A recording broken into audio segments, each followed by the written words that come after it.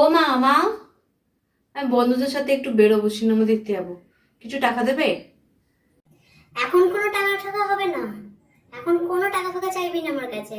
এখন মাসের শেষ, কোনো রকমে বাজার করে নিয়ে এসে সংসারটা চলছে। আজকে তো কিছু টাকা দাও। এই কি রোজ রোজ টাকা টাকা করছিস? এই কদিন আগে তোকে 100 টাকা দিলাম যে। 100 টাকা? 100 টাকায় কি হবে? আমার তো রিচার্জ করতে লাগবে 655 টাকা। ফোনের রিচার্জ শেষ হয়ে গেছে।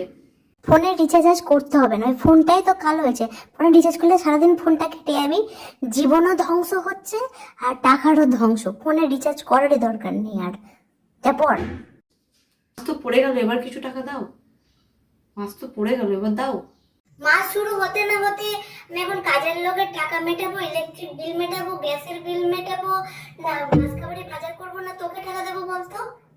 শুধু টাকা টাকা আর টাকা, মায়ের খবর নেওয়ার কোনো সময় নেই কিন্তু।